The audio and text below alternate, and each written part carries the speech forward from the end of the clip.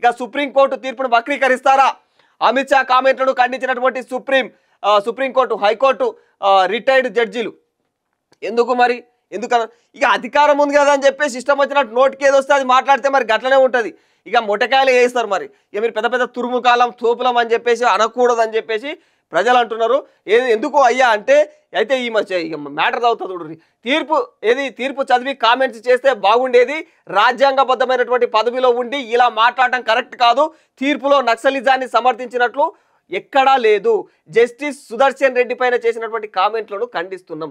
ఈ జస్టిస్ సుదర్శన్ రెడ్డిని ఏదైతే విపక్షాలు ఉన్నాయో విపక్షాలు ఏం చేసినాయంటే ఆయనను రాష్ట్రపతి సభ్యుడిగా నియమిస్తూ ఉన్నది.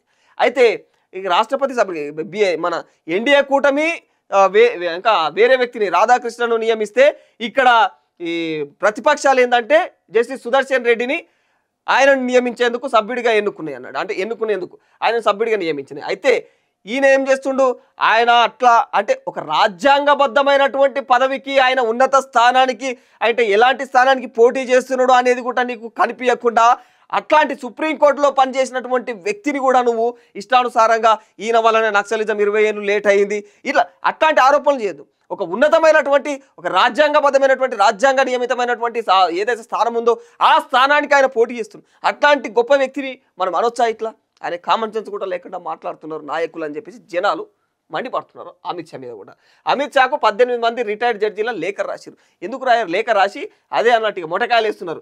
ఏంది నువ్వు అది మాట్లాడు కరెక్టేనా? నువ్వు అసలు ఏంది మ్యాటర్ ఏంది కథ ఏంది? నువ్వు ఇండియా కూటమి ఉపరాష్ట్రపతి అభ్యర్థిగా ఎంపిక చేసినటువంటి సుప్రీంకోర్టు మాజీ జడ్జి జస్టిస్ బి సుదర్శన్ రెడ్డిని నక్సలైట్లకు మద్దతుదారుడని ఎట్లా మాట్లాడతావు నువ్వు అని చెప్పేసి అమిత్ షా పైన వీళ్ళందరూ కూడా సుప్రీంకోర్టు హైకోర్టు జడ్జిలందరూ కూడా మండిపడతా ఉన్నారు అన్నట్టు. ఇక జాతీయ ఉత్తమ టీచర్గా మారం పవిత్ర.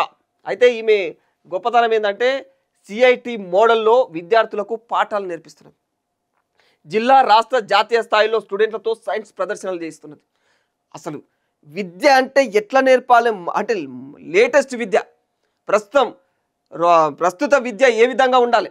ఇంత టెక్నాలజీ పెరిగిపోతుంది, సైన్స్ అంతా పెరిగిపోతుంది. మరి ఇలాంటి సమయంలో స్టూడెంట్స్ ఎట్లా ఉండాలి, ఎంత మెరుగ్గా ఉండాలి అన్న కోణంలో మన తెలుగింటి ఆడబిడ్డ సూర్యాపేట అనుకుంటా ఈమెది జాతీయ ఉత్తమ టీచర్గా ఈమె అవార్డులు పొందుతూ ఉన్నది. ఇక ఈ విధంగా ప్రతి టీచర్ ఈ స్టూడెంట్లను ఈ విధంగా తీర్చిదిద్దితే మాత్రం ఖచ్చితంగా ఇక వేరే లెవెల్ తయారవుతారు మన ఇండియాలో కూడా.